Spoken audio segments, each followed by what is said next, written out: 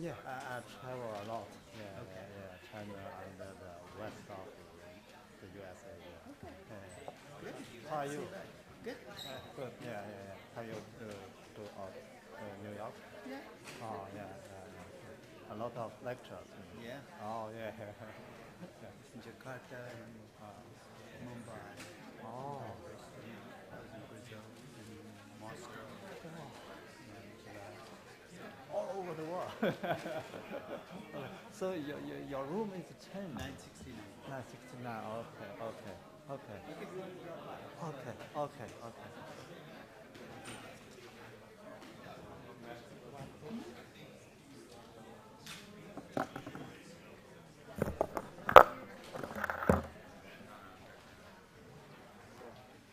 Maybe maybe not come every time this semester. I maybe Okay. select some lecture to this. Okay. Thank you very much. Yeah.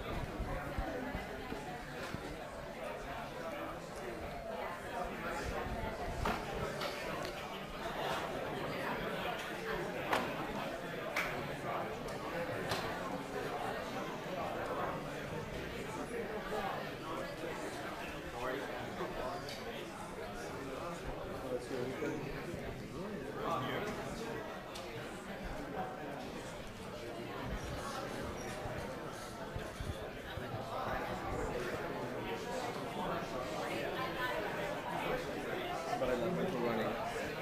They're amazing. But they're premium.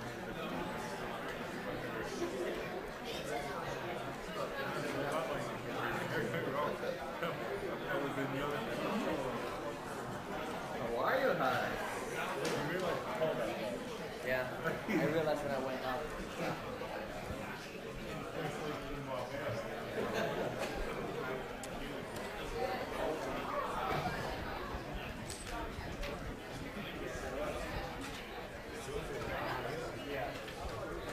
Okay. So another one session a week session, so let's get the most out of it. Okay, before I start, I want to ask this. This is the last time I'm going to ask this question because hopefully after this session it should not come up. Is there anybody who's not part of a group yet? Is there anybody who's not part of a group yet? Did I say, you hear a yes back there? If it is yes, just put up your hand because otherwise people can't see you. Okay. So I don't see any hands up, so I'm assuming that everybody has a group. Now this is a question to which I don't want to know the answer. Have you picked a company yet? So as I said, I don't want to know the answer. I'm going to assume that you've all picked the company. So the answer is a unanimous yes, and if it isn't, fix it soon. Because the rest of the process can't get started until you pick a company. So don't wait for the perfect company. Pick one, get started. If you change your mind, you can always go back and redo it's not a big deal as long as you get the process started. So today we're going to talk about risk premiums, but let me start today's pre-class test by closing off a loophole, something I did not talk about, but at least directly in the session on risk-free rates. Let's suppose I come to you with a multinational. And let's face it, most companies are multinational now, right? It used to be 30 years ago when you talked about a multinational, you were talking about the exception. Now it's a rule. Let's make it a Swiss multinational. And let's assume it gets some of its revenues, 10% of its revenues in Switzerland, 30% of its revenues in the rest of the EU, 40% of its revenues in the US, and 20% in India. So basically 4 parts of the world, and it's getting a mix of revenues from all over. And I've given you the risk-free rates and the currencies for each part. So I've given you the Swiss franc risk-free rate, the US dollar, the euro risk-free rate, and the Indian rupee risk-free rate. So this is the last thing I'm going to do on risk-free rates. But here's the only question I have related to this company. I'm trying to value this company. And I need a risk-free rate, obviously, to get started. And I'm going to give you the choices, and you tell me which choice you think is the right one to do the valuation in. I could take a simple average of the risk-free rates. Anybody with that choice? Okay, let's rule that out. The weighted average of the risk-free rates. Okay, I'm glad somebody put up their hand. No? Now let's take this to the logical next step. Don't worry, I'm not going to beat you up here. Yeah? It sounds like it's the right thing to do because mechanically it's the most involved thing to do, right? Because it's you're taking the weights, you're bringing the risk-free rates. What's the problem? Somebody play devil's advocate here for me. What's the problem with using a weighted average of the risk-free rates? You can only value in one currency. Remember the example I gave you and I screwed up by going to the wrong planet in the last session, where I used Celsius and Fahrenheit?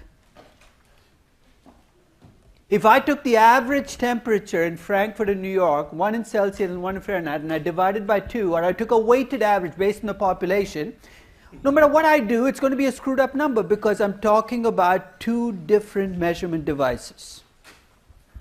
So neither a simple average nor a weighted average. Let's rule both of those out. You cannot average risk-free rates. It's impossible to do because you have different measurement mechanisms.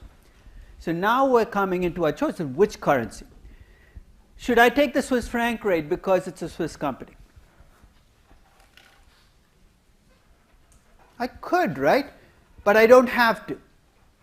Remember we talked about this last session. If I take Lukoil, it's a Russian company, I can value it in US dollars a little more easily than I can value it in rubles.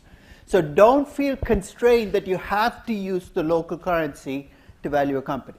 This is why I wanted to pick a company already, because if you picked a company, you can now think about the next step in the process, right? So if you picked a Honduran company or a Guatemalan company or a Peruvian company, it's true, you can value the company in the local currency, and I'd encourage you to do that because it makes you find out more about the local currency, but you don't have to.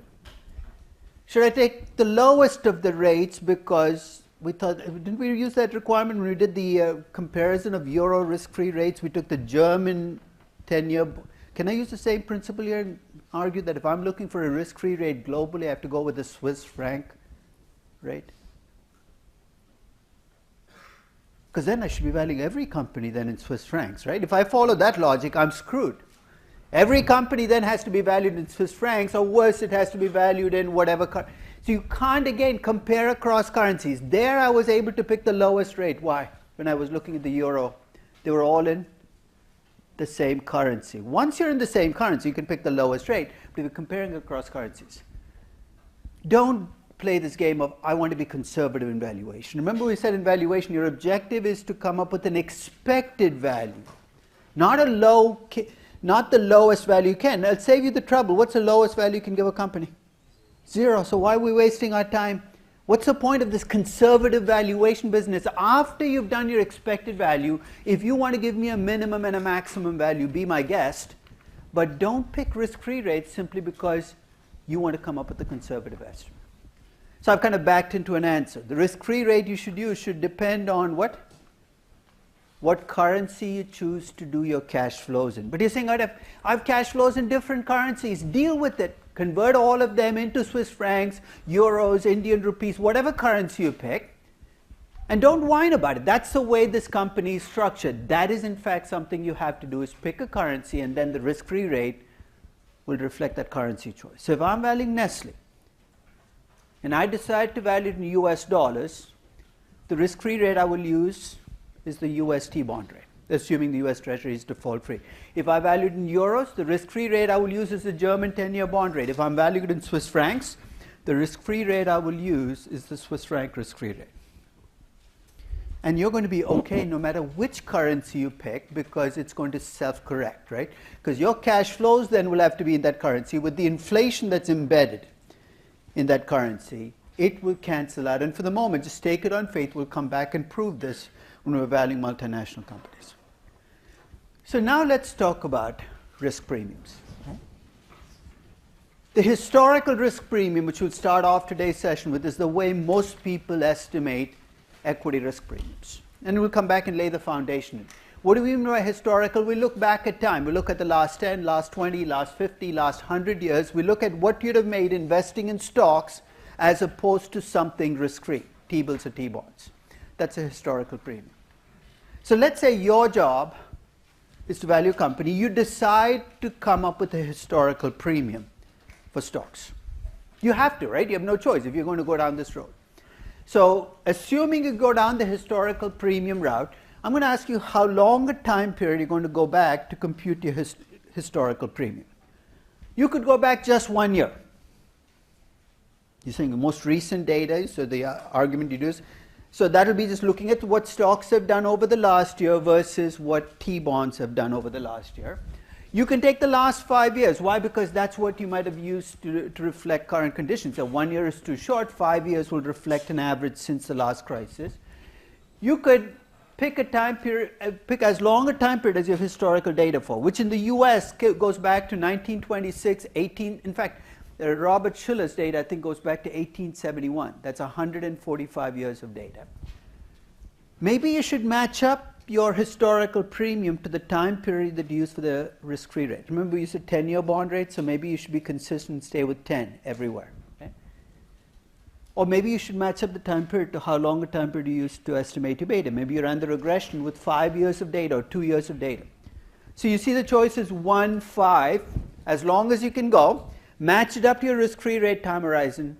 Match it up to your beta time horizon. Really, the choice is, do you want to go short and recent or long and maybe not relevant, right? What determines that choice? What are the things you got to weigh in? If I go back 1 year, what's the problem you're going to run? Let's say I decide to do this for a market that's collapsed over the last year. It's dropped 30%. What's the historical premium going to look like? It's going to be a negative number, right? If you then say, hey, from now on, I'm going to earn 20% below the risk-free rate in perpetuity, why are you wasting your time even looking at stocks? So 1 year clearly will not do. You're saying maybe 5 years, maybe 10. You know what determines whether you can go back 5 or 10 years is how much noise there is in stock prices. What's the standard error? It's something we forget in Stat 101, but when you compute an average premium over 5, 10, 20, or 50 years, that premium comes with a standard error. And one of the things we're going to look at today is how big that standard error is for stocks. And I'll tell you up front that if you're using 5 years, 10 years, 20 years, or even 50 years, your data period is too short, which is going to create a problem for us. You know why? Because a lot of emerging markets, where the historical data you have goes back only 25 or 30 years. So if 50 years of data is not enough, you're saying, what do I do about those countries? We'll come back and talk about it, but you need a really long time period. Even 100 years, we're going to argue, is not that long in stock market history to get a historical premium. So let's say you decide to go back to 1926, which is where most of the US databases go back to, is 1926 or 28. Before the Great Depression, you have 90 years of data. Right? So you compute a historical risk premium. You come up with a number. Let's say you come up with 4.6%. Through the end of 2014, that was the historical premium in the US, 4.6%. Where in September 2015, let's suppose the rest of the year is devastatingly bad. We end up with a minus 25% return in 2015. I'm not making any prognostications, so don't. Now, I've noticed people tweeting out while I'm talking. Already the tweet is going out. Demodrin predicts 25% drop in market. I'll be hearing about this for the rest of eternity. It's a hypothetical. But let's say you get to the end of 2000, it's been a terrible year. And you update your historical risk premium. So what have you done? You've taken the 1926 or 2014 data, you've added one extra year. One really bad year. You say, so what? What's going to happen to my historical risk premium that I report on January 1st of 2016? Is it going to go up or go down if I add this really bad year? Just think of the math, what I've done. What's going to happen? It's going to go down, right? You're saying, so what? So this would be a terrible 3 months, right? So if in December 31st the market's down 25%, you're looking back at the last 3 months and what are you seeing? An extraordinarily bad market. So I'm asking you, how risky are stocks to you, right? So what's your gut telling you? If it's been a really bad year, at the end of the year, do you look back and stocks and say, I feel really good about stocks now? Your conclusion is going to be, hey, stocks are a lot riskier than I thought they were. I would say that you feel a lot more risk after a bad year than a lot less. And you know what the historical premium is going to say? Oh, don't worry about it. Stocks just became less risky. This is exactly what happened in 2008. Adding 2008 to my historical data dropped the risk premium by 1%, a number that I argued didn't make any sense given how we were feeling about the riskiness of stocks. It's a fundamental problem with historical risk premiums. They always move in the wrong direction. Wrong direction where if the risk premium is the price you're charging for risk and it comes from how you feel about risk, the historical risk premium is always going to move in the other direction from the direction you want it to move to reflect your risk. So you're saying, what do we do? Historical risk premiums are so screwed up. I need to go back 100 years. They move in the wrong direction. Today I'm going to argue for what's called an implied premium. But before we go there, it sounds fancy. Let's lay the foundations for an implied premium. I need a couple of people here to be my guinea pigs. So since you're in front, you can be my guinea pigs. Let's suppose I give you an investment. I give you a cash flow, $1 a year guaranteed. So there's no risk in the cash flow, in perpetuity. How much would you pay for that investment? $10. Okay. If you pay $10 for that investment, what are you going to make as a rate of return on it? Each year you're going to make 10%, right? If you can find me an investment where I can make 10% guaranteed, you found perfect arbitrage.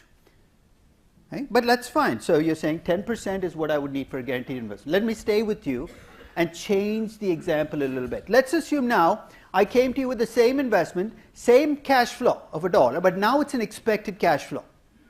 So it's not guaranteed anymore. And the risk in that cash flow is about the risk in the equity market, whatever you think that risk is. Would you pay less for this investment now or more? So give me a number. 8. So what did that return work out to?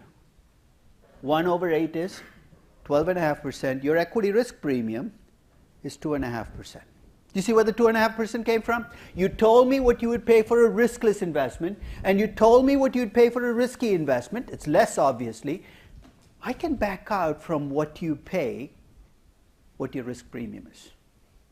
Sounds incredibly abstract. So how many people are going to offer me $1 in guaranteed cash flows? You're right. That might be a completely arbitrary example, but we're going to take that principle that if I know what you pay for something, I can back out from this what your risk premium is, what I'm going to bring to stocks and say, you tell me what you pay for the S&P 500. And every moment of every day, you get that number, right? What the market is willing to pay. I should be able to back out of that number what your risk premium is. So let's go back to the notes and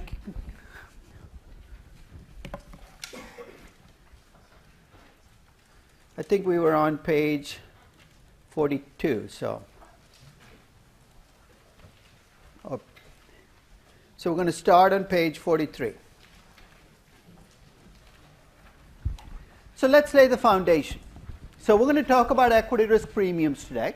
And essentially the way to think about the equity risk premium is what you would demand over and above your risk-free rate for investing in equities as a class. Not in any particular stock, but collectively in stocks. And as I said, the way in which people estimate equity risk premiums is to look at the past, a historical risk premium. Now, having said that though almost everybody out there uses historical risk premiums, when I go around in the summer and I go to different investment banks and I talk to their equity research groups and their M&A groups, I usually ask them a question, what are you guys using as your equity risk premium today in valuation? Just to collect the numbers out there. And you'll be amazed at how wide a variance I get. And they all claim to be using the same historical data.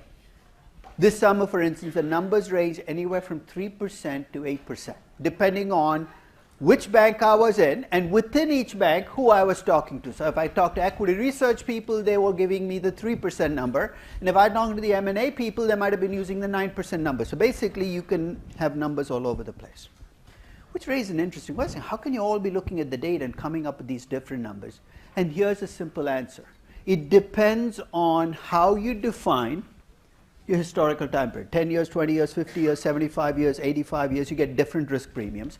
It depends on what you call risk-free. Some people compare to the T-bill rate, which is the short-term government rate, some to the T-bond rate. You get different risk premiums. And it depends on how you compute your average. You see, what do you mean? There's only one way to compute an average. 86 years of data, add 86 numbers, divide by 86. That's an arithmetic average. The other way to compute an average is a geometric average. You take a compounded average where you look at what would have happened if you'd invested in 1928, $100. What is it worth today? And looking at the compounded average. How far back do you go? What do you define as risk-free, arithmetic or geometric averages? I told you at the start of every year on my website, I update these numbers, and I update them for 3 slices of history. So it's not even every slice, because obviously you can get a lot more.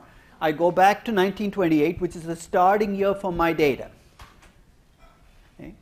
1965, which is about 50 years of data, and 2005, which is 10 years of data. So about 87 years, 50 years, and 10 years. Risk premiums are all different.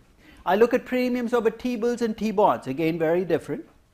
And I look at arithmetic averages and geometric averages, and look at, if you, for instance, you look at stocks versus T-bonds, an arithmetic average premium is 6.25%. The geometric average is 4.6%. Now do you see why analysts love this table? No matter what risk premium you want to use, you can justify it. Just pick the number in the table and say, I'm using 8%. Look, it's there. I'm using 3.5%. Oh, look, it's there. It's an incredible cop-out because it means you don't take responsibility. So I'm going to argue that if you're going to use a historical risk premium, I'm going to push you on it. And here's the reason you need to be careful. See this 4.6%? That's a long-term geometric average premium for stocks over T-bonds. If I were forced to use a historical risk premium, that is the number I would use. Why? Because I have to go back a long period, because see these numbers below the 6.25 and the 8%? Those are the standard errors in my estimates.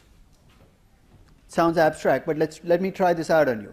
If I claim the risk premium over the last 87 years is 4.6% a year, that sounds impressive until I tell you that the standard error in my estimate is 2.3%. Think Statistics 101.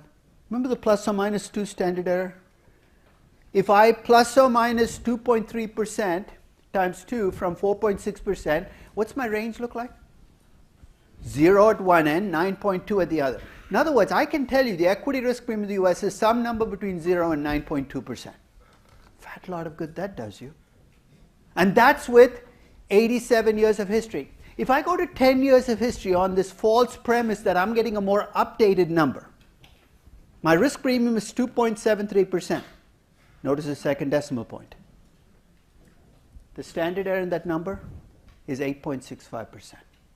So if I tell you the risk premium is 2.7% and I tell you the standard error is 8.7%, I might as well have told you nothing. The next time you see an analyst saying, I'm valuing Indian stocks using a historical risk premium for India over the last 20 years, ask him what the standard error in that number is. He'll have no idea what you're talking about. And that should tell you more about how people use these numbers than any other statistic. I'm going to make a strong argument in this class that you should not use historical risk premiums. You should not use historical risk premiums because obviously they're backward looking. You should not use historical risk premiums because they're noisy. Noisy being the standard error is big. And here's a final rationale against why you should not use historical risk premiums. The noise in the estimate actually is very simply computed by taking the standard deviation in stocks, an annualized standard deviation with US stocks have been about 20%, and dividing by the square root of the number of years of data that you have. So if you want a quick and dirty estimate of what the standard error is in an estimate, that's all you need to do is take the annualized number and divide by the square root of. And that's why in emerging markets it gets even dicier, because the standard deviation on an annualized basis in Indian stocks is closer to 30 to 35%. You divide that by the square root of 10 or 20. You can very quickly see why these numbers mean almost nothing. There's another slightly more insidious problem here. What's the database I'm looking at? US data, right? Why do I look at US data? Because that's where the most data is. So if you look at Jeremy Siegel's book, stocks always win in the long run. An absurd argument. Because if it were true, you know what your equity risk premium should be if you have a long time horizon? If you buy into the premise that stocks always win in the long term, what should your equity risk premium be if you have a 40-year time horizon? 0. No wonder Jeremy's so bullish all the time. Because if your risk premium is 0, the S&P 500 should be at 4,000. It's absurd because we know that he's looking at the US market. We also know that the most successful equity market of the 20th century was the US market. You've taken the most successful equity market of the last century and you're extrapolating from that the risk premiums you're going to get by investing in stocks for the next century. You're asking for trouble. And for the longest time, the defense we used to offer was, what else can we do? This is the only market for which we have historical data going back in time. We no longer have that excuse. Elroy Dimson and Paul Marsh, they're two professors at London Business School, in conjunction with Credit Suisse, every year publish historical risk premiums, not for one market, but for 20 different markets. In fact, I'm going to show you the graph that they have, or the table that they have across markets. So basically, if you go back to 1900 and you look at the data, you'll actually see for each of the markets what they've computed. So this is not just the US, it's across markets. You're saying, how is this going to help me get over the survivor bias? If it were 1900 and you are a wealthy investor, you can put yourself wherever you want in the world, and you decide to invest in stocks, unless you had incredible foresight, you'd have had no idea which market was going to succeed over the 20th century, right? So if I asked you what your risk premium is, it has to be across all markets, not just the most successful market. The average across the world, the geometric average premium, is 3.2%. What was it just for the US? I know it's not matched up correctly, but in here, just for the US is 4.4%. The reason the numbers are different is the previous table went back to 1928. This goes back to 1900. The selection bias that comes about because we focused on the US is 1.2%. We're overstating our risk premiums. This is even if you trust historical data. We're overstating our risk premiums by going back and looking at just the US. So what I'm building is a case against historical risk premiums. The reason I do that is not just to convince you, but you're going to be going up against people who will argue, Why shouldn't I use historical risk premiums? That's the way I was taught to estimate equity risk premiums in class. You might not be able to talk them out of it, but use the three arguments. You are backward looking, and that's obvious. The estimate that you have is a noisy estimate. They'll have no idea what you're talking about. Estimate the standard error for them. And third, talk about the selection bias. You're looking at the US market and you're extrapolating from the most successful market of the last century. Now, obviously, if you decide to go this historical route, you cannot estimate a risk premium for outside the US. You're not going to get 85 years, 100 years, 150 years of data. In almost any market outside the US, including most European markets, you have periods where the market stopped trading. Second World War, for instance, lots of European markets shut down. So we face a challenge in terms of estimating equity risk premiums for other countries. So I'm going to give you three ways in which you can think about what the risk premium should be for Brazil and India and Indonesia, Russia, China. The first is to build on a number we already used as a measure of country risk. Remember when we were trying to come up with risk-free rates in Indian rupees or Chinese renminbi or Indonesian rupiah? The way we did that was we started with the government bond rate in the local currency, right? The Indian rupee government bond rate. Then what did we do? We looked up the default spread for the country. We got in one of three ways. Either by looking at a government bond issued by that country denominated in dollars or euros, by looking at the CDS market, or by just looking at the rating. And then we subtracted that out from the government bond rate to get to a risk-free rate. I know it's a measure of default risk. That's what we're... But you could argue that maybe if that's the only measure I have, that should also become your proxy for the risk in a country. I hate to say this, but this is the reality. In most investment banks, this is the state of the art for estimating equity risk premiums in other countries. They will start with the US equity risk premium that they get from the historical data, 5, 6, 4, whatever they chose from that table. Then if you ask them, what's the risk premium for Brazil? They will look up the default spread for Brazil, either from the CDS market or from a government bond or from its rating. They will add that default spread on to the US risk premium, and they'll come up with the risk premium for Brazil. So let me put some numbers in. Let's assume your risk premium for the US is 5.75%.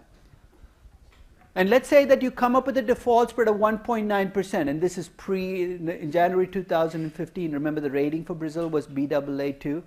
The default spread was 1.9%. You take the 1.9% and add it to the 5.75%. You come up with an equity risk premium of 7.65%, and you move on.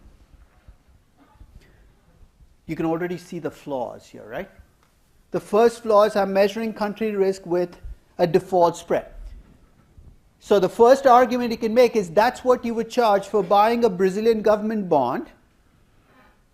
So the additional spread is for the default risk. But you're buying Brazilian equities.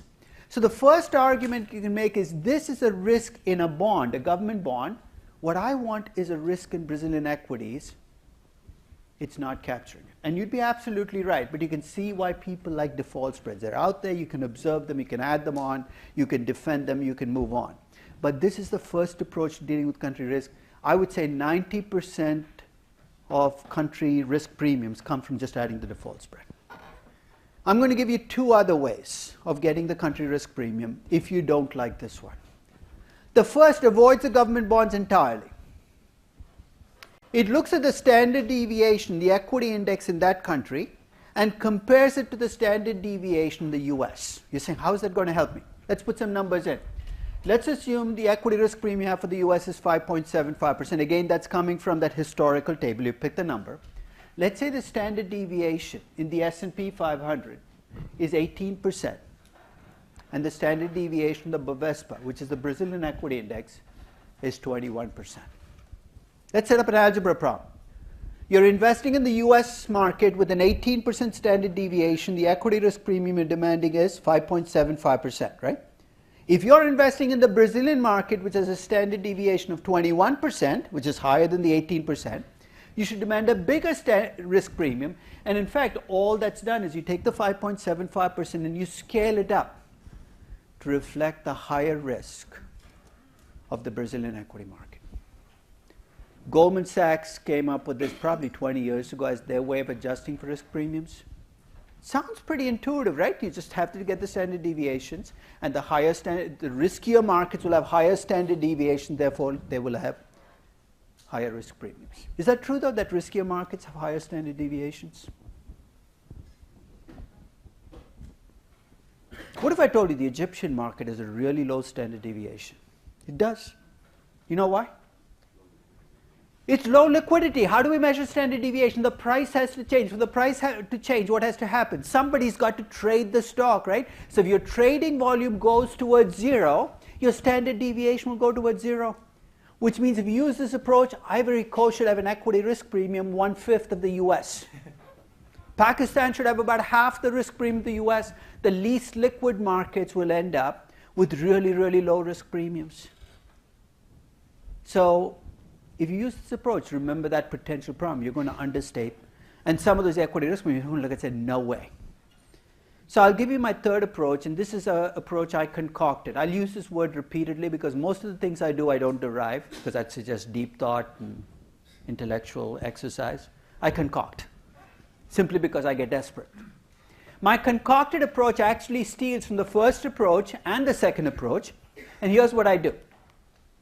I start with the US standard deviation as my basis premium for a mature market. So I'll put that in. I look up the default spread for the country, just like in the first approach, but I add one more layer. I said that's the spread I would charge for buying a government bond issued by that country. What if I could look up the standard deviation in that bond? So in the case of Brazil, the standard deviation of the government bond was about 14%. And the standard deviation of the equity was 21%. It's just like approach 2, but instead of comparing the Ivory Coast equity market to the US equity market, I'm going to compare the Ivory Coast equity market to the Ivory Coast government bond. Implicitly, I'm assuming that if you have low liquidity in one, you're also going to have low liquidity in the other. And most of the time, it works out. So in this case, if I take the default spread of 1.9% for Brazil, I scale it up for the higher risk of equity, I come up with an equity risk premium, or an additional equity risk premium for Brazil of 2.85%. Higher than what I got in approach 1 because I'm now scaling up the default spread.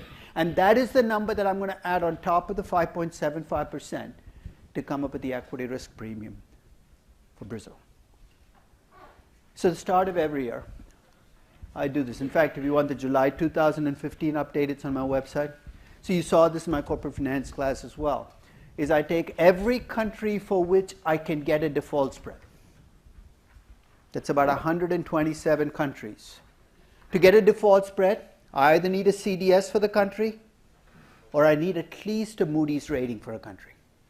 Because if you have a CDS, I can use it. If you have a Moody's rating, I can use the lookup table. So I'll tell you up front, there are about 35 countries that are not on this page, and we'll talk about what to do if you're investing in any of those countries.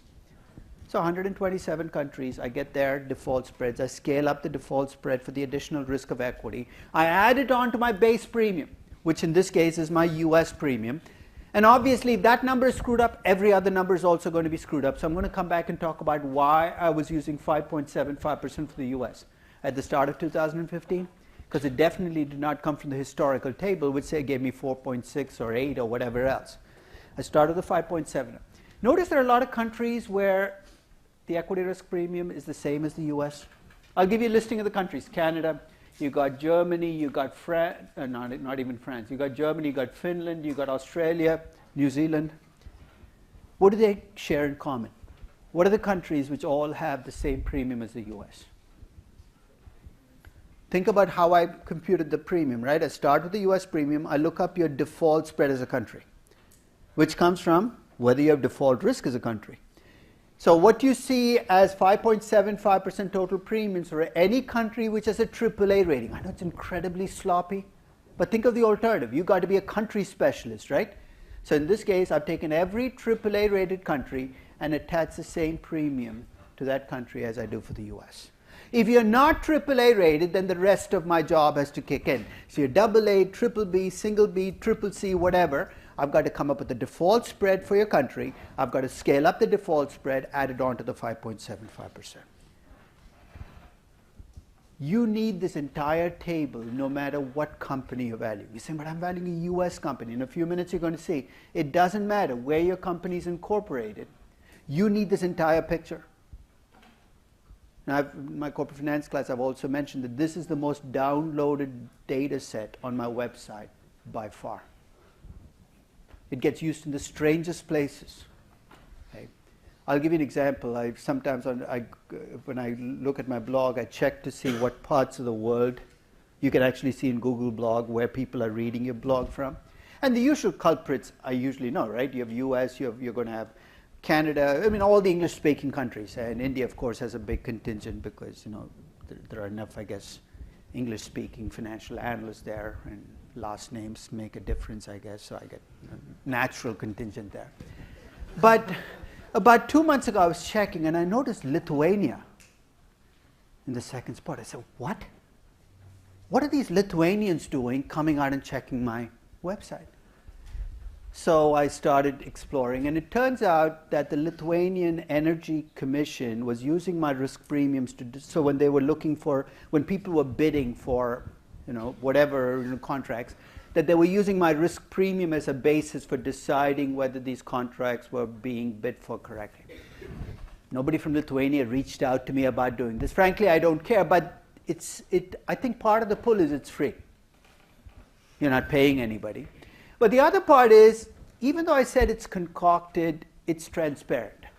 Transparent in what sense? You can very quickly reverse engineer every single number here because all you need to do is go look up the rating, look up the spread, and you got the number.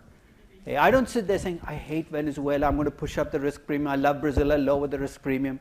There is no intellectual input that I put in other than looking up. And that's a big plus in a world where all kinds of agendas go into country risk, where people push in their favored countries and not so favored countries.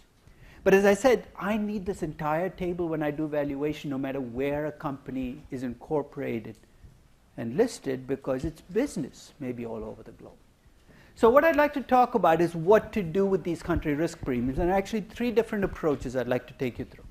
The first is to add the country risk premium as a constant. Remember we talked about the CAPM risk-free rate plus beta times equity risk premium. So here's what I'm going to do to modify that equation. I'm going to take the risk-free rate in whichever currency you've decided to do your valuation in.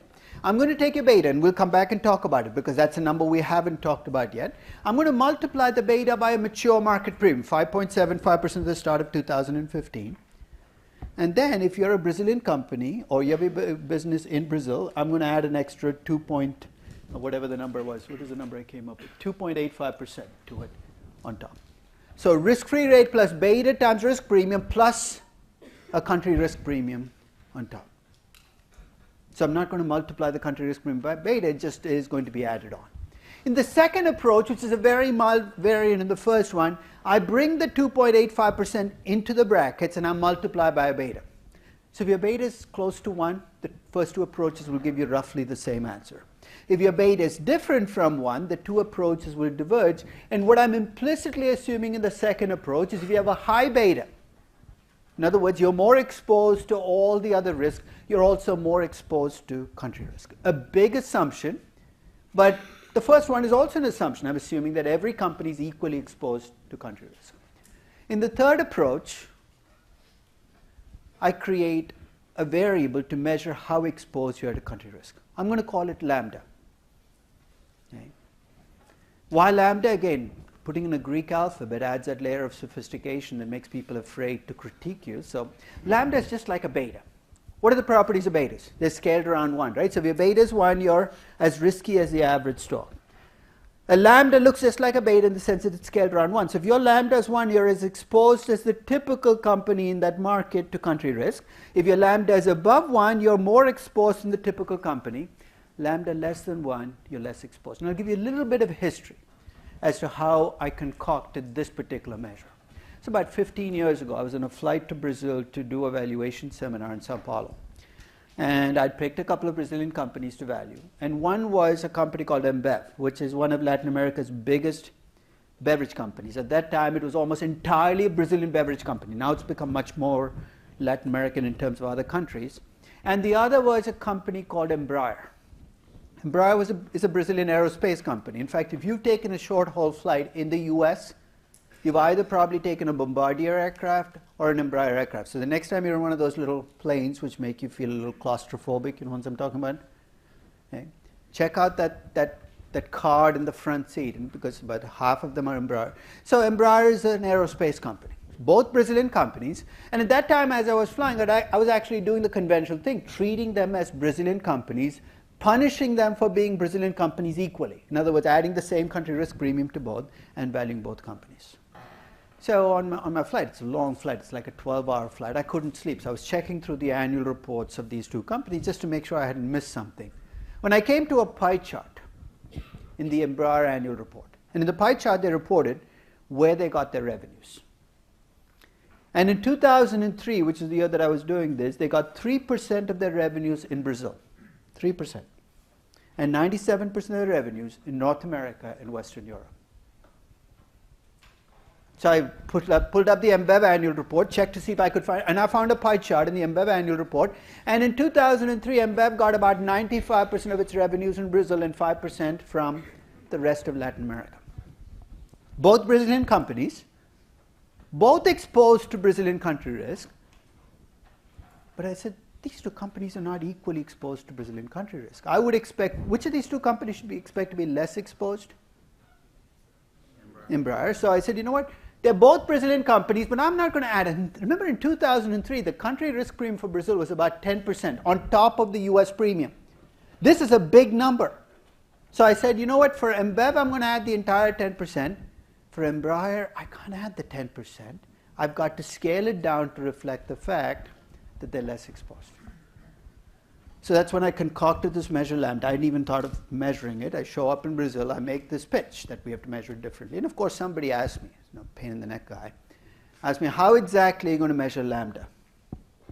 I'd already named it. That's a good thing. I named it first and then thought about it later. So I said, you know what, I haven't thought about it yet, but I have a long flight back. In fact, on that flight back, I actually wrote an entire paper. That's how bored I got on that flight. There was no, I think the movie thing broke down and I couldn't fall asleep. There was a fat guy next to me who kept moving around. So I said, you know what, might as well get some work done. So I sat down and I wrote a paper. In fact, it's on, I'll send you the link to it. It's extraordinarily fascinating, gripping paper. Not. It's about estimating lambdas. What are the things? And so I'll take you through the process of how I tried to estimate lambda. And some of it will be intuitive, some of it is not, but those are the three choices. But in all three choices, I need a country risk premium. That country risk premium comes from the approach we've talked about before. So for the first two approaches, here's a sub-choice you're going to come up with. The first is to base your country risk premium entirely based on where the company is incorporated, right? That was the old conventional wisdom. If you have Embev and Embraer, they're both Brazilian companies, they should be given the Brazilian country risk premium. And I think it's absurd because you use that rationale, Coca Cola is a US company and you're done, right? US equity risk premium. Apple is a US company, let's apply the US equity risk premium. So the second approach says, look, it doesn't matter where you're incorporated, it matters where you do business. So I'm going to compute the equity risk premium across the parts of the world where you have operations. And to me at least, the choice between these two seems a slam dunk. That increasingly what we have are global companies that through the accident of history happen to be incorporated in Mumbai or Sao Paulo or wherever else, but they're all global companies. So Vale is a Brazilian company, Rio Tinto might not be, or it's an Australian company, no? But it doesn't matter, they're all global mining companies that compete in the same space. So if I can figure out a way to weight their operations, I can get an equity risk premium. So I'll give you the way in which I try to do it, and I'll give you the limitations of what I've done.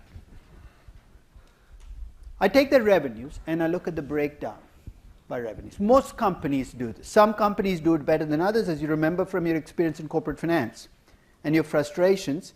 Some companies are incredibly opaque about revealing this very basic detail. So here, for instance, I have Embraer in 2004. 3% of its revenues are in Brazil, 98% from mature markets. The equity risk premium that I've used would have been a weighted average of 97% times a mature market premium, which in 2003 was 5%, or 2004. And for the Brazil, it was 12.89%. The weighted average would have been barely higher than my mature market premium. Why? Because the only thing Brazilian about it is its name and where it's incorporated. Right? We'll talk about the limitations of focusing on revenues, because you can already see one of the weak links, right? Because where does Embraer, in 2004 at least, where was Embraer making all its aircraft? It was in Brazil. So I'm looking at just the revenue side. I'm not looking at the production side. And that's one of the flaws here, right? Because I'm probably understating the risk premium for Embraer by focusing on where it gets its revenues. And I'll talk about why I start with revenues first. The other is Embev. As I said, in 2004, it was almost entirely a Brazilian company. This was updated to 2011. Embev now is no longer just a Brazilian company. It's incorporated in Brazil. It trades in Brazil. But its revenues, if you look at where they're broken out, 64% comes from Brazil. Its next biggest market is Canada. And the way they've got these foothold is either by exporting guarana to Canada or by buying local beverage makers and essentially becoming a more global company. So the way I computed equity risk premiums, I took the revenues, I added them all up and computed the weights of each market. Make sure your weights add up to 100%. That's the only requirement. And you get an equity risk premium for Embev that reflects where it does business. Now, let me actually play devil's advocate on my own approach. I'm using revenues, right? One of the problems, as we pointed out, is when you use revenues, you miss the fact that your production facilities might all be in Brazil or whatever part of the world you're in. And if that country goes to hell in a handbasket, it doesn't matter that your revenues come from the US, you're going to feel the heat. That's the first problem. The second, you're saying, why revenues? Values based on what? Not revenues, right? Cash flows. You're saying, why not look at something closer to cash flows? Some companies, for instance, report EBITDA by region. But only about 20% of companies report EBITDA by region. Almost every company will report revenues by region. About 20% will use EBITDA. But even for that 20%, I choose not to use EBITDA, and here's my biggest rationale why. Of course, EBITDA could reflect the true earnings power of each of these regions, right? You know what else it reflects? Where you pay your taxes. Your Irish subs, EBITDA, will always look magically high. Why? Because you pay the least taxes there. When you talk about EBITDA and EBIT, you're talking about accounting earnings. Somebody's allocating expenses across these regions, right? And they're not doing it based on what's fair. They're doing it based on other factors playing in. I don't trust EBIT numbers. I don't trust EBITDA numbers. So I use revenues because it's available for almost every company, and it's a number accountants can do the least damage on. And that's a big factor in weighting. Right? I'll tell you the only exception. With natural resource companies, if I can, I try to find where the reserves are. Do you see why that's a big issue? So if you take a natural resource, almost all oil companies sell their oil into a global oil market denominated in dollars, right? But if all of your reserves are in Nigeria or Kazakhstan or Georgia, that's a problem. So if you can get information on where reserves are geographically, maybe that's what you should weight it based on. But leave open the door. You're trying to bring in operating risk through these weights. I start with revenue weights, but it doesn't have to be the defining measure. You could pick something else, as long as you think it measures exposure to. In fact, you can even bring both in. You can have half your weight on revenues and half on where your operations are. And it's always still going to be better than just using the country in which a company is incorporated and using that country's risk premium. So this, for instance, is Coca Cola, US company, but you can see the breakdown. Incidentally, Coca Cola does not break down revenues by country. And there's a simple reason. If you break it down by country, it's 75 countries. They break it down by region. And if you go back a couple of pages to the map that I showed you, notice there's a regional average here. Those regional averages are actually weighted averages. Weighted averages of the equity risk premiums, the countries in that region, weighted by the GDP of each country. So in Asia, China obviously has a much bigger weight than Vietnam does, and it should. So the reason I compute those weighted averages for companies like Coca Cola, where I will not have revenues for every country, but I will have revenues by region, and there's my weighted average. So I know it sounds like a lot of work, but I don't see a way you can avoid doing this anymore. This is the dark side of globalization, at least from the perspective of doing valuation. Life just got a lot more complicated than it used to be. But if you're going to count the good stuff from globalization, which we do all the time, right? We're going to globalize, we're going to grow. This has to be the other side of the growth, is you got to bring in the risk story. So you're looking at a company that's deciding on two different strategies. One is a strategy where they stay national, and this is all they're going to do. Uber versus Lyft, right? Uber's clearly gone the global route. It wants to be everywhere and everything. Lyft has very consciously, at least for the moment, decided that it's going to be just US based. Now we can talk about all the other aspects of these choices, but one of the places it will show up is when I value Lyft, the equity risk premium I'll be using is just the US equity risk premium. When I'm valuing Uber, I'm using a global equity risk premium. For the moment, that's going to be a secondary issue in the valuation because the numerator is where the uncertainty is. But you can see how your strategic choices as a company will feed into your equity risk premium and throw it into your valuation. Any questions on equity risk premiums? And yes? Yeah, what do we do with obscure aggregation? Well, it's actually a very good question. I told you the worst culprits on this are in the US. An incredibly large number of US companies break their revenues down as follows. We get 71% of our revenues in the US, 29% from the rest of the world. Come on, guys.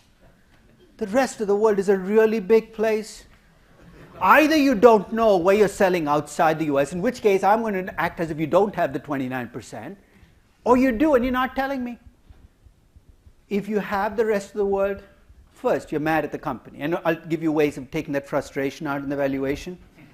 But here's what I do. I have the equity risk premiums for the other countries. I take a weighted average of... So in fact, if you go to the spreadsheet I'll send you after class today, I'm going to give you the spreadsheet with equity risk premiums for every country, the GDP for every country. You can create whatever combined messes you want to. Right? Because companies do incredibly nonsensical things in terms of breaking down geographical revenues. They'll break Asia up into parts you've never even realized you could break Asia up into. So what the heck are you doing? Okay? But you can't fight it. You've got to take the information you have, use those equity risks, and make your best judgment. Incidentally, I did mention that there were about 35 countries for which I could not give you equity risk premiums. What do they share in common?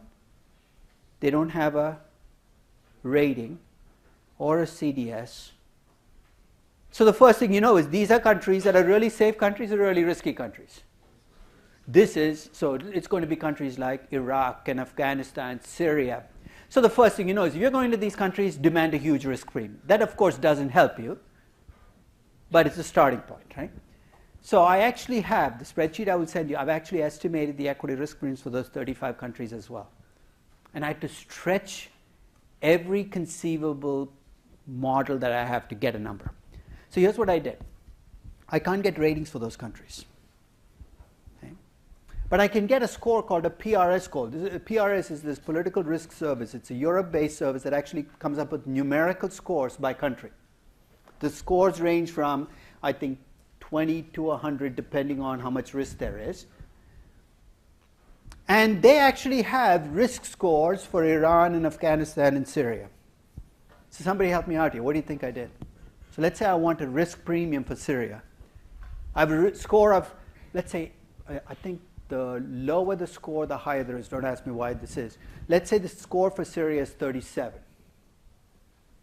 You know what I did? I went looking for other countries with roughly the same score, which had a rating. So complete the story. Once I find those 3 other countries which have scores between 35 and 40, which have a rating, I looked at the equity risk premiums I estimated for those 3 countries, averaged them out, and used it for Syria. You're saying that is quite a stretch. If you can come up with a better way of doing it, just let me know. Okay? As I said, I'm not suggesting this is the end game, but you need a number. You can't just say high risk premium, because if I put just high into the total equity risk premium, my Excel spreadsheet comes back with a valuation error. I need a number. So this is desperation time. Do whatever you need to do to come up with a number if that's where. So you're looking at a Halliburton, you have to deal with these things because often their contracts are in the parts of the world. These are called frontier markets often because they're markets where people aren't even going in because there's so much risk. But within that country, there will be people having to make investment decisions. And I feel, they have to use some number, some hurdle rate within the countries to make the judgment. Might as well make your best estimate. Okay? So as I said, the focus on revenues can be a problem, and that can lead to other issues. Yes? Is one of the assumptions here that the market is able to correctly assess default risk? Okay, the question is one of the assumptions here that the market is able to correctly assess default? I'll tell you the bigger assumption. What am I basing that default spread on? The ratings, right? The bigger assumption is, when I'm using the Moody's ratings to come up with it, is the ratings agencies are getting the default risk measures right. That's a much bigger assumption than actually that the market. If I use the CDS market, you could argue maybe it's a market-based, but this is actually a rating-based measure. So when I screw up, guess where I'm going to screw up? Is in those countries where Moody's says, don't worry, don't worry, don't worry. Oh my God, they're bankrupt. Because then I'm going AAA, AAA, AAA. Oh, gone. Right? Or when Moody's plays games, like when right after 2008, when they decided to separate AAA into strong AAA and weak AAA. This is like being mildly pregnant or very. You're either AAA or you're not. Make up your mind. So I'm at the mercy of whatever the ratings are. And I know that right now ratings agencies are not high in the public esteem rankings, but I don't think that they're biased. I think they're just late to the game. So when ratings agencies screw up, it's because they take too long to fix their mistakes. That's why also, if you go to the spreadsheet I'll send you today, I have a second measure which is based on the CDS. So Brazil, for instance, the CDS has run ahead of the ratings. So starting in January, you saw the CDS spreads in Brazil start to widen out. It's only in the last couple of months that the ratings agencies have finally come around and said, oh my God, there's more risk in Brazil.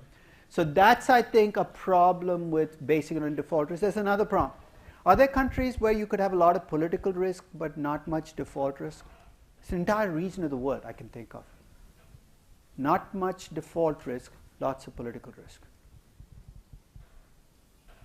I'm going to do my first valuation seminar in the Middle East in Dubai in January. You take Dubai, you take Saudi Arabia, how much default risk is there in those countries? Almost nothing, because the governments don't borrow money. They've got incredible oil wealth coming in. They don't borrow money. So if you measure ratings for these countries, they're really high because the ratings agencies are doing their job. There's no default risk in these countries. But as we saw with the problems, especially in the last couple of years, where you take countries that look stable until they don't, there's political risk in these countries. So the other problem with these measures is because I'm basing it on default risk, I might be missing that political risk component. So to me, this is a work in progress. I'm going to keep working on better ways of bringing this in because there's no alternative. We're part of a global economy, and we've got to bring that into this equity risk premium somewhere along the way. So a little bit about lambdas. As I said, as I was on the flight back from Sao Paulo, I started thinking about, hey, what are the things that should go into a lambda? And I started listing all of the things that I would look at. One, obviously, was where your revenues. So if you're embed, the fact that 97% of your revenues come from outside Brazil is going to be a factor in giving you a low lambda.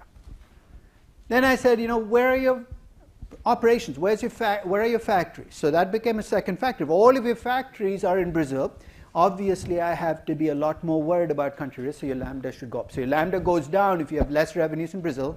It goes up if you have more of your operations in Brazil. The third question I asked was, how much flexibility do you have in actually moving your operations if things go bad? I'll give you a contrast. If things go bad in Brazil, it's going to be very difficult for Embraer to move because its factories are big assembly plants.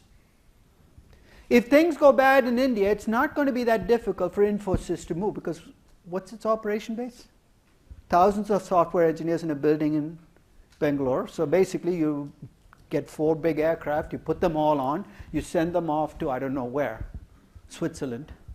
So go hang out there for a few years, write your software from there. I'm not saying it's going to be easy, but it's easier to move your business if it's service-based, if it's people-based, than if it's big assembly plants.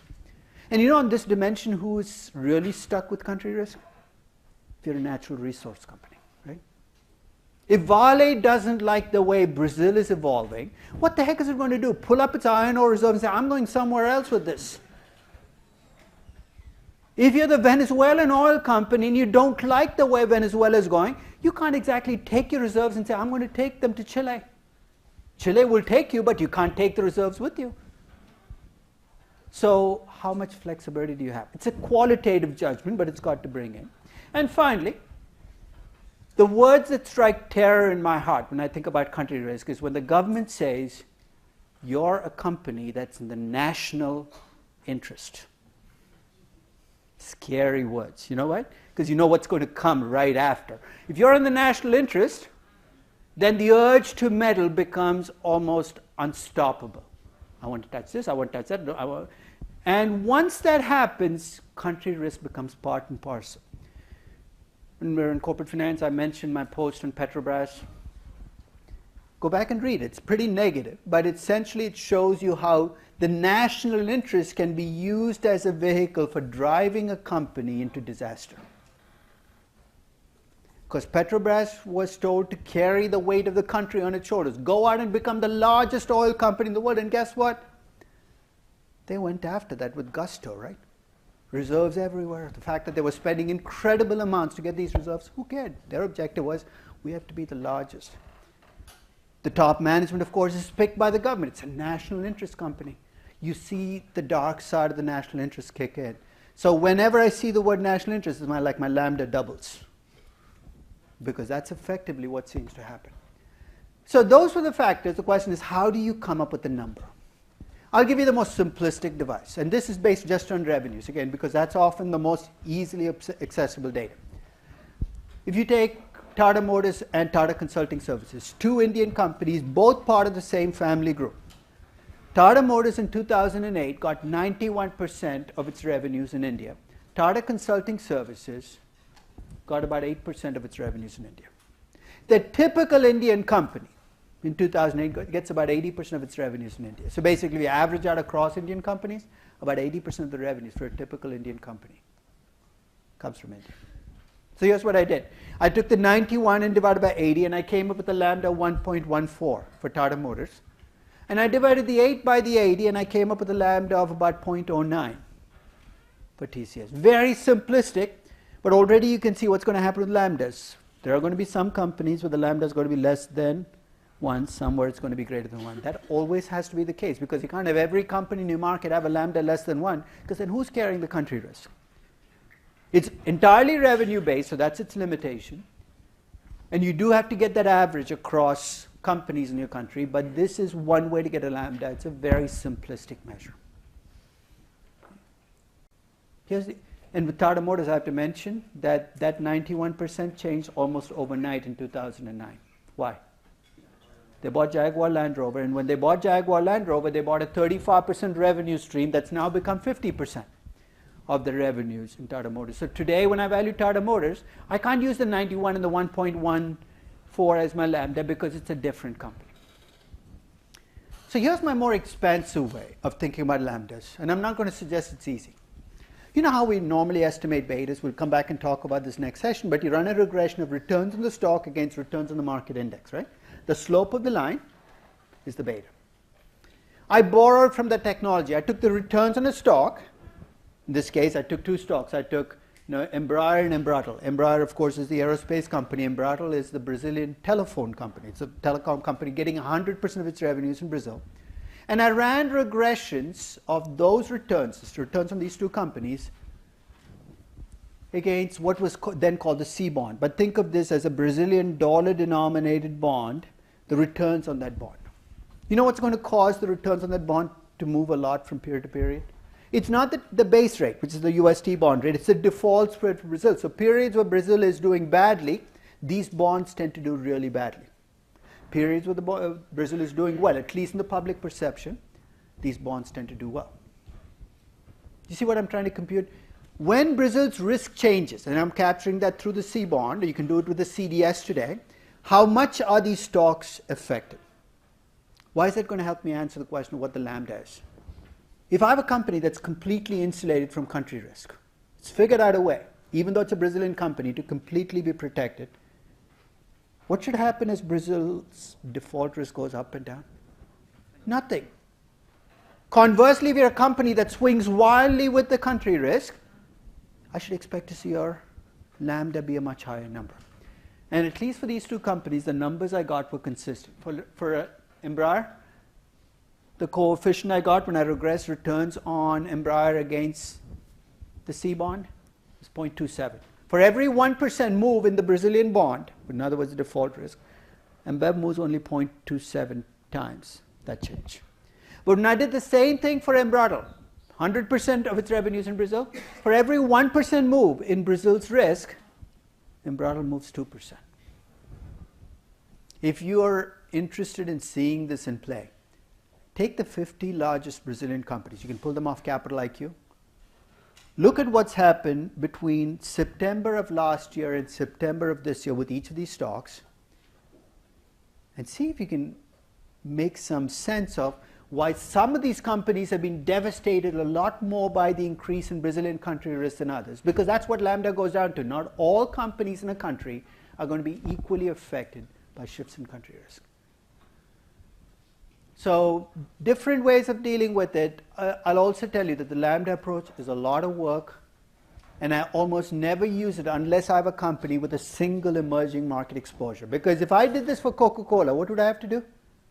I'd have to estimate lambdas against 72 countries. I am not going there. So if you have multiple countries, go with one of the first two approaches. Take a weighted average based on revenues, based on operations, put it in, multiply by 8, and move on. If you have a single country exposure, two countries that you can see the exposure to, then maybe this is the way to bring it in, is through a lambda. So to show you how different the numbers can be, I took Embraer in 2004, and I tried 5 different approaches for estimating the cost of equity, just to illustrate how different the numbers can be. The first was, I assumed that because they were a Brazilian company, I would just add the 7. Remember, the country risk premium for Brazil was 7.89% in 2004. I said, you're a Brazilian company, too bad. I call this the bludgeon approach. Every Brazilian company gets a 7.89% added. Cost of equity I got for Embraer was 17.24% in US dollar terms. Second approach, I brought the country risk premium and I weighted by revenues. That brings my cost of equity down to 9.59%. Third approach, I went back to location-based approach, and that pushes. So anytime I look at Embraer as a Brazilian company, and I forget about its revenue exposure, I come up with 17, 18% as a cost of equity. Anytime I bring in where it actually gets its revenues, my numbers drop back to 9, 9.5%, 10%. Is that going to make a big difference in evaluations, you think? Think of taking the same set of cash flows, discounting at 17%, as opposed to 9 to 10%. Obviously, the numbers are going to be very different. In the case of Embraer, in my initial valuation where I used the 17 to 18%, I got a really low value and I concluded the stock was overpriced. When I replaced that 17 to 18% with a 9 to 10%, it shifted. It became a much more attractive company. And I'm convinced that this is something that the world is still wrestling with. As I said, most people out there still think of where are you incorporated, attached the country risk based on that. So I have a question. If you take this to its logical limit and you assume that most investors do the status quo, which is adjust for where the company is, and you're looking across companies in an emerging market. So let's say you have 50 companies in an emerging market, right? So investors are using a 9% country risk premium for all of them to value these companies, but you're using finesse. You're looking at where the companies get it. So here's my question about the differences across those companies. Are you going to find emerging market companies with substantial exposure in developed markets to be significantly overvalued by equity research analysts or undervalued? So let's say you took Brazil right now. Let's say equity research analysts are punishing all companies for being Brazilian, attaching a big risk premium. What are they doing to companies like Embraer? They're going to undervalue those companies, right? Now let me ask you a tougher question. Let's say you think they're wrong, and I think they're wrong, and you go out and buy the companies. So the market also reflects it, pushes the price down to that low value. Let's say you go out and buy those companies at the low prices. Why? Because you think intrinsically these companies are not that risky. What has to happen for you to make money? The truth has to come out, right? Then who's going to reveal it? You know what? And this has been, over the last 20 years, this has been one constant in my investment strategy. There's at least one or two companies every year that I buy. And I usually buy it after a market's gone through a crisis. And in emerging markets, it's not a question of whether that happens, it's a question of when it happens. So wait for India, I wait for China, I wait for Brazil, I wait for a crisis, I wait for a meltdown. And I have a list of 3 or 4 companies like Embraer in these countries where I've always wanted them in my portfolio. And I'll buy them. And for the first few months after I buy them, only pain comes. They continue to go down because they're caught up in the market mood. You know how the truth comes out? Is your earnings reports come out every 3 months. And with an Embraer, what you often find is those earnings reports are completely disconnected from the country. And after about the 4th earnings report, it takes a while for investors to catch on. Investors say, you know what, it's a Brazilian company, but it doesn't look very Brazilian in its earnings reports. Let's push the price up. I bought Embraer for the first time during Lula's first election in 2000. People might not remember this. But when Lula ran for president of Brazil, he was a socialist, and people were convinced the minute he got elected, he was going to nationalize everything. So, of course, as the lead into the election, stock prices in Brazil started to collapse. Massive correction across Brazil, markets down. But Embraer for the first time in 2001, towards the end of 2001. Okay? One of the best investments I ever made. But I got lucky because there he came in, he didn't nationalize everything, things started to go back up, and you saw the Embraer adjustment to be much greater than everybody else because it did not deserve to be marked down as much as it did. So it's a strategy, but it's a strategy that comes with danger. You've got to be aware of it. So now, at least let me lay the foundations for what I'm going to offer you as an alternative to historical risk premiums. Remember the exercise we went through? You tell me how much you pay for something, I should be able to tell you what your equity risk premium is. So the way I describe this is an equity risk premium, don't listen to what people say. Look at what they pay. Because if you ask me, what's my equity risk premium? I could give you any number, 8%, 10%, 15%, 23%, because what does it matter to me? But when I pay for something, I'm paying with real money. That's going to be revealing of what my equity risk premium is. So what I'm doing is I'm replacing a backward-looking number with a forward-looking number. I want a number that is dynamic, not static. You know what I mean by dynamic versus static? My historical risk premium for 2000 and through end of 2014 is not going to change much through 2015. It didn't change every day. So through August, when terrible things were happening to markets, my historical risk premium was 4.6, 4.6, 4.6, 4.6 every day. I'd like a risk premium that reflects what's going on. So for about 20 years on my website, I've been computing what I call an implied premium. And to see what the basis for the implied premium is, think about investing in a bond. So you pay the bond price up front. What are your cash flows going to be on the bond? You're going to get coupons, and you're going to get a face value, right? Remember how you compute the yield to maturity on a bond? Don't disappoint me here. How do you compute the yield to maturity on a bond? What do you do? What's the definition of yield to maturity in a bond? Come on. It's that discount rate that makes the present value of my cash flows equal to the price of it's an IRR on a bond, right? I'm stealing from that concept and applying it to the equity market.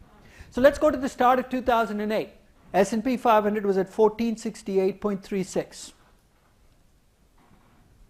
Unlike a bond, I'm not going to get a fixed coupon, but I can estimate what your cash flows are. And the cash flows are going to come from either dividends or stock buybacks of a US company. So basically, I took the dividends and stock buybacks from the previous 6 years, normalized them, projected out what they will be based on what people are expecting the growth in earnings to be. So basically, I know what you paid for stocks, I know what your expected cash flows are.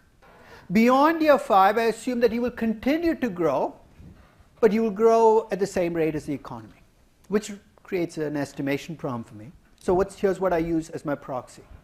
I use your risk-free rate, which is 4.02% at the start of 2008, as your growth rate in perpetuity. So let's set up the two problems. Instead of buying a bond, I bought the S&P 500. Instead of coupons, these are the cash flows I'm going to get, dividends and stock buybacks growing over time. What is the question I asked for the bond? What discount rate makes the present value of your cash flows equal to the price of the bond? That's that question for stocks. Start of 2008, that discount rate, it's a little messier than a bond because the cash flows are changing, but if you use the solver function in Excel, the number you'd have got at the start of 2008 would have been 8.39%. You subtract out the risk-free rate, there's my implied equity risk premium at the start of 2008. Now, of course, the reason I picked 2008 was later in 2008 we had the crisis. What was the crisis? Well, every day you woke up, markets were moving 50%, 15%, 10%, 8% in a day. So let's do some very simple what-if dynamics on this equity risk premium. So risk premium is 4.39%. It comes from the level of the index, the expected cash flows, and solving for that discount rate, right? So if I held everything else constant, and on January 2nd, the index jumped 10%. It goes up by 10%. So just think in terms of cash flows and price. What's going to happen to my equity risk premium? Is it going to go down or go up? Same cash flows, higher price up front.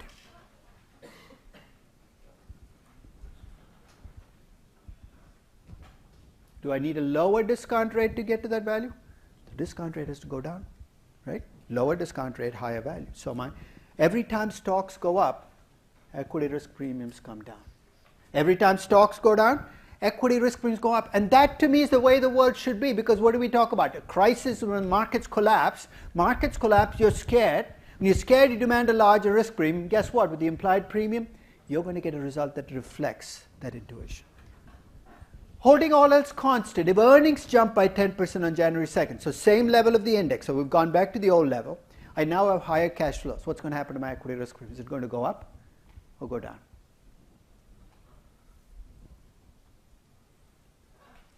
It's going to go up. Everybody agree? Because I need a higher discount rate to make. So if stock prices go up, equity risk premiums go down. If earnings go up by 10%, equity risk premiums, what if they both go up?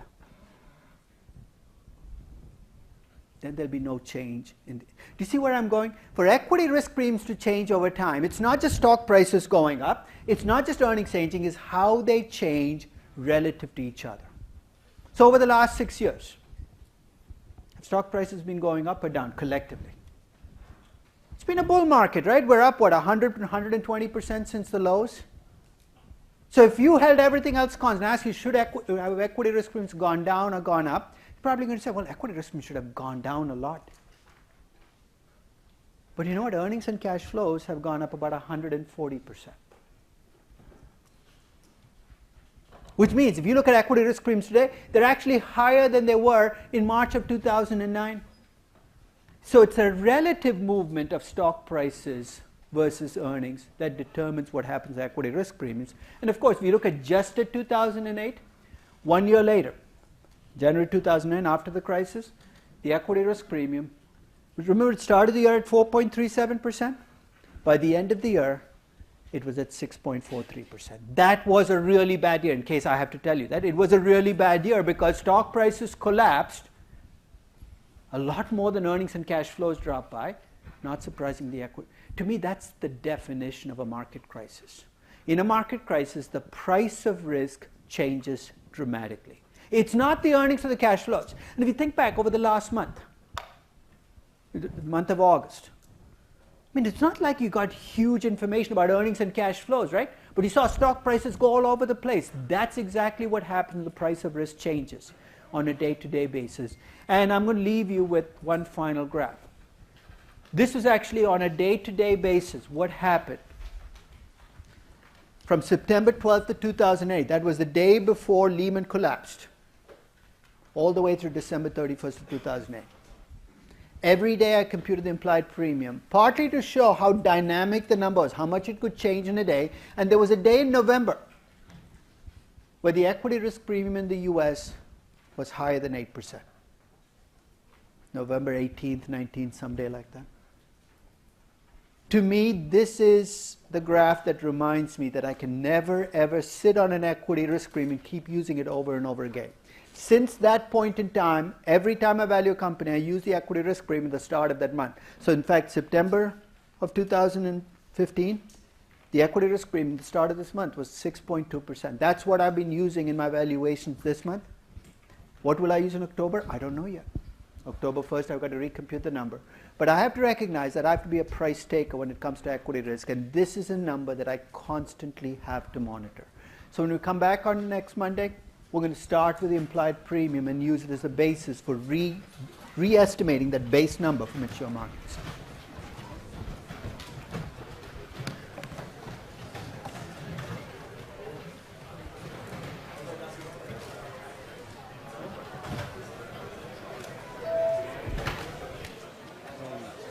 Came in like a second ago. You're making a point in the beginning you were saying that You can never average a profit. there's a point about it's backwards looking on the state. No, it's because you're mixing up. You're different measurements. And the analogy I gave is if you take fair value and sell to you average across two different months, right? You do two different measurements. Same thing happens when you take a Swiss franc risk-free rate and you give a previous period and not right average them, you end up with nothing. Okay, so it was just about mixing up. You pick a currency, you're a multi-currency company, pick one currency that you want to do the valuation and estimate the risk rate. Let the cash flows take care of the multiple currencies, the exchange rate, so on and the rest.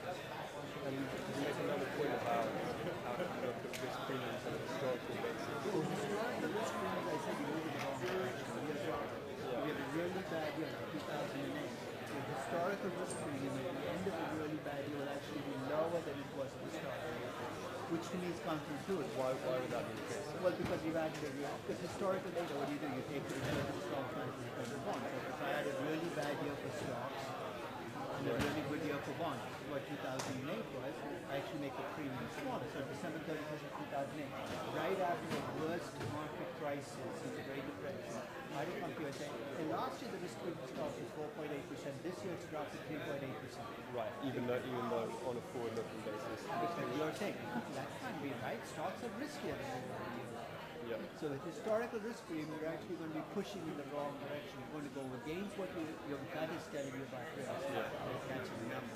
Whereas with implied premium, Sure, the discount rate would increase. which is what I think is what you're saying. Interesting. Okay, thanks. Just curious. So you talk about like several methods for equity risk premium, and then there's the implied equity risk premium. Like which one do you usually use then? Do you use the bottoms up method? The implied premium is a choice for the base premium. Whether what I use is my premium for the US. I have a choice of going either with the historical data or the implied premium.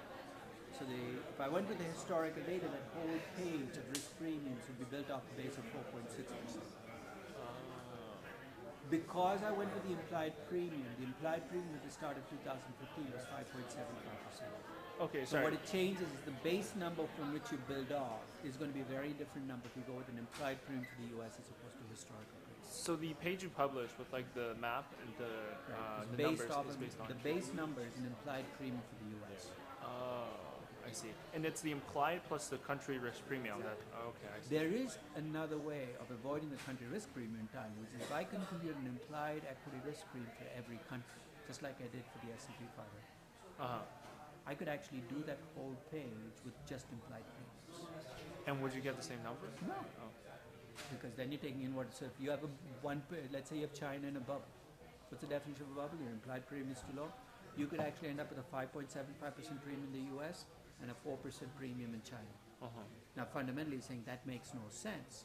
But to the extent that you have a bubble and people are forced to invest in that market because as Chinese investors you have to, you could actually end up with implied premiums that are actually very different from those built up. I see. So sorry. So in the case of China, where it's a bubble, your implied will be lower Much lower than the. Exactly. Okay.